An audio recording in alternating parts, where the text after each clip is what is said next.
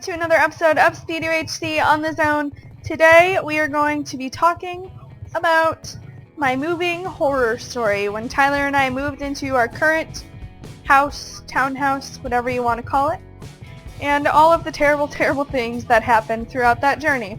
Well, there's a village, but there's no friggin' blacksmith in it, but there is a baby zombie, and we don't want anything to do with that. Nope, no thank you. No, thank you. Still following me. Please go away.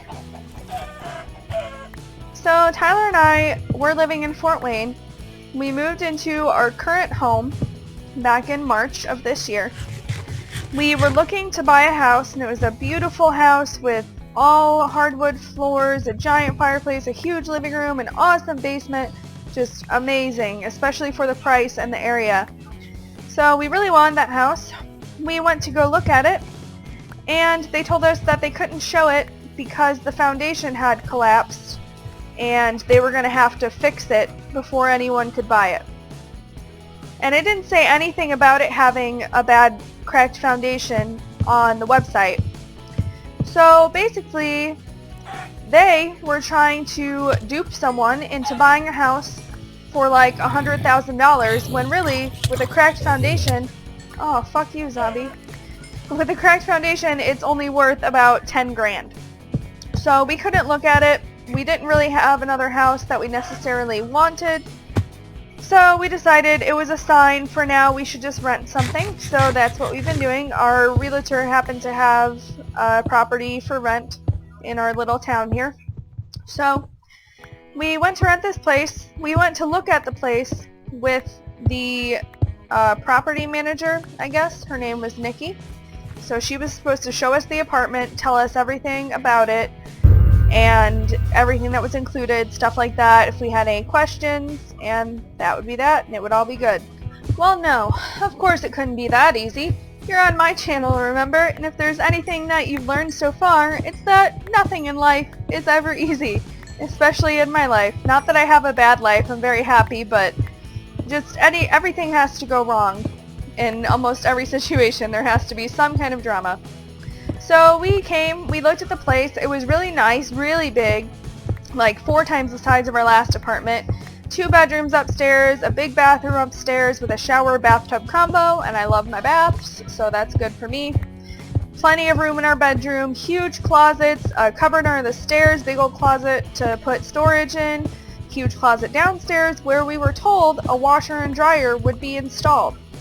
It didn't have one right now, but they were going to put one in before we moved in. We were also told that it was all gas, I believe. So we weren't expecting, or no, all electric. So we weren't expecting to have to pay like extra every month or something for gas because everything was going to be on one bill. Okay, cool. We have 4 cats. Is that going to be a problem? Is there a pet fee? Nope, your 4 cats will be fine. Cool, Nikki. Thanks. This place looks amazing. So we get it. We send them the money. And then a few days later, I get an email from our realtor's husband saying that he doesn't think if we have 4 cats, we're going to be able to live here because they've never rented to someone with that many pets before. Really? Because your property manager told me that that would be fine. It wouldn't be a big deal. My cats would be fine. So please explain to me why all of a sudden now there's a problem. We don't have anywhere else to go. I've already told my landlord I'm moving out.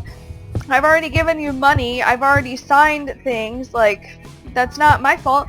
And your wife said that we could move in tomorrow if we wanted to. She literally said that. So, that's not going to fly with me. So we come to an agreement. He wanted $150 per pet for a pet deposit. And we're on a month-to-month lease so that we can purchase a house whenever we want to. And we'll have this in the meantime to live in. So he wanted $150 per pet for a pet deposit. So we could live here anywhere from like a month to 3 years. And if we're going to live here for only a month, I'm not about to pay you a $600 non-refundable deposit for my cats to live here for a month. That's more expensive than our rent. That's more expensive than any other pet fee I've paid anywhere ever. So he agreed to $150 one-time fee, which was fine. It's not that bad. It's less than $50 per pet. Cool. Fine. So we move on with our lives. We pack everything up and we get ready to go. I had this big collapsible like nylon dog kennel that I bought for like $30 to take the cats in. Tyler was driving the U-Haul. I was driving our little car with the little caddy in it. And everything was gonna be good. We were packed up, ready to go. However, before we left the next day, I got an email from the same woman who had told us that our pets would be fine. She says that we need to make sure that we're signed up for the utilities in our name, because if we're not, nothing's going to be on when we get here, so we're going to be moving in the dark and the cold. Now, this bitch sends me this email, not even like calls me, sends me an email about this in the middle, well, not the middle of the night, it was like 7 o'clock at night on Saturday night, the day before we're moving. So you're telling me that I'm supposed to be able to call these places that are not open at this time of night or on the weekend period to switch utilities into my name the day before we're moving. That's ridiculous. So I tried to talk to her. She gives me some phone numbers. She forwarded me like a little form that had all the different numbers for every property that our landlord owns. So now I have to figure out what different companies service our area on my own because she didn't tell me. However, like I said, I can't call any of these places anyway because they're not open. So now we're sincerely freaked out. I message our landlord and I'm like, hey, this is what your property manager just told me. We're bringing cats with us. We have all of our stuff packed up. What are we supposed to do? They're not open. So she says, we'll work something out. Ooh, hello.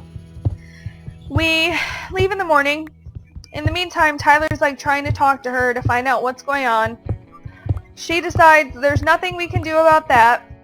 So she's going to get us a hotel room. Is it pet friendly? Yeah, it's pet friendly. Cool. So we can bring our cats with us, stay in the hotel room, and we'll move everything in tomorrow. Or at least we'll move in the cold and kind of the dark when we get there, part of it, and then go to the hotel. But drop the cats off first, so it wouldn't be that big of a deal. Fine. So now, on our way to town, another disaster strikes. I'm driving along, and all of a sudden, I smell something really foul. Either one of the cats has farted, or somebody shit. And of course, I don't know if Puck was nervous about the car ride or what, but he pooped in their carrier, a big diarrhea poop. So now, I'm stuck in the car that has cat shit in it, fucking stinking the whole way to where we're going. Great. So I signal to Tyler with my lights. I have to pull over. We both pull over. I tell him what happened. I get the cats out. I try to wipe the carrier out, but it's not going to happen. The cats have poop on them now because they've all walked in it or sat in it. So I wipe them off with napkins the best I can. And I threw the carrier on the side of the highway. This is the first trip they've ever taken in the carrier. And I spent $30 on it. Throw that on the side of the highway and move on because there's nothing I can do. So that was great. And I had to drive with the smelly cat poop in the car the whole way there because it still smelled. So now, we arrive in town. We go and start to move in. However, first of all, our whole driveway parking area is not shoveled. There's about 2 feet of snow on the ground that we have to dig through. And we have a snow shovel, but we shouldn't be there shoveling ourselves when we're on limited time before dark. And it's already cold and everything else, and we're tired because we couldn't sleep the night before. We have cats in the car. Just great. Whatever. We at least want to get inside and see if the utilities are on or not. So Tyler tries to get inside, and there's no key. There was supposed to be a number security lock on the door where you could just type in a code and go in, but they had removed that since we were moving in. So now we're here with no fucking keys to our house. So we call the woman this property manager, and she says that, so Tyler starts talking to her, and she says, "Oh, did you try looking for a rock on the ground? A fake rock?" What? No, bitch, we didn't try looking for a fake rock on the ground in the fucking 2 feet of snow because you didn't shovel the shit. Like, seriously? Great. We look around the back, there's nothing there either. She says, "Oh, well, there's a master key at the office." Great, is anyone at the office? No, it's Sunday, we're closed. Then why the fuck did you even tell us about the master key? Whatever, so we go ahead, we figure something out. She's gonna leave it at the office on the back air conditioner outside, and we have to go get it. And the reason that she couldn't bring us the key was because she had plans that night. Bitch, this is your job. You're supposed to be taking care of these customers, these renters at this property that you manage, and you are doing a terrible fucking job. God, I had to enchant almost every single thing that I have before I could get that on my helmet. Good lord. Anyway, so we go and we get the key. Tyler drops me off at his grandparents' house with the cats because it's too cold. Oh, and the woman also said, "Why don't you just go to the hotel and we'll bring you the key tomorrow?" And Tyler was like, "Well, we have 2 big TVs in the car, a bunch of video game systems, a computer, blah blah blah. If any of that gets damaged from being out here in the cold, you guys are responsible." So that was when she agreed to bring the key. So Tyler dropped me off at his grandparents so the cats didn't have to be cold. And I sat there and waited. He went and got his cousin to go to start moving in. They shoveled the fucking driveway since these people didn't shovel the driveway for us. They move in about half or more of our stuff. And then Tyler goes to open the fridge just to see how big it is inside. And the light to the fridge is on. So they have now moved in the dark, in the freezing cold, for absolutely nothing. Because this woman is stupid as shit, and the stuff was still on because they can't turn it off in the winter. And they don't turn it off just because someone else is moving in. They wait until you move in, you take responsibility for it, and you do it. Because if you don't get it changed to your name, and they get billed for it, they'll make you pay the bill, plus they'll add like an extra little fee on there for paying it for you. I know because that was what my other apartment's policy was. Look at this fucking skybaser up here. So, that's just great. Just freaking frackety great. But whatever, that's fine. We're gonna go to our hotel now. So we start to look it up to make sure this hotel is actually pet friendly. Come to find out, it's really not.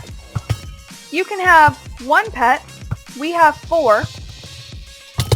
You have to pay an extra fee of $20 some odd per pet, per something or other. Like, it was going to cost us an extra $100 that was not included because she hadn't already paid for that as part of the hotel. So now we're stuck at his grandma's house because they absolutely hate cats. Well, they don't hate cats. They just don't... Oh, fuck! You little bastard. Let me just finish the story for you real quick. So, they don't like pets because pets are smelly, pets are gross, pets are in the way. They don't want to have them, but they will pet them if they're there. So, we ended up having to leave the cats at his grandparents' house and stay in the hotel ourselves, go back the next day, move all the stuff in, get the cats, bring the cats in. It was just an absolute nightmare. And then after we moved in, there's like a bunch of shelves in the closet that are broken, and the garbage disposal didn't work, the motor was dead, the dishwasher was broken, the guy came and said he fixed it, and then it still didn't work. He didn't do half the stuff I asked him to do because one of the closet doors was off and he didn't put it back on. Just ridiculous. But he fixed the garbage disposal finally. He bought us a new one. But the freaking dishwasher still doesn't work. And Tyler doesn't want me to mess with it because I know how to fix it. There's a hole in the little pull part that goes up in the middle and it just needs to be caulked over so that the water will fill up. But that's fine. I just do all the dishes by hand. But regardless, it's a really nice place. It's really big and really pretty and lots of room for storage and decorations. I've already got my house decorated for Halloween. If you guys want a house tour eventually, maybe I can do that for you. Maybe as a special video or something when we get 25 subs or more than that. But anyway, thank you guys so much for watching this episode of Speed UHC. I'm sorry it wasn't a good one. I didn't win. I did so well the game before this, and I wish that you could have seen it. Thank you so much, and we'll see you all again next time. Bye bye.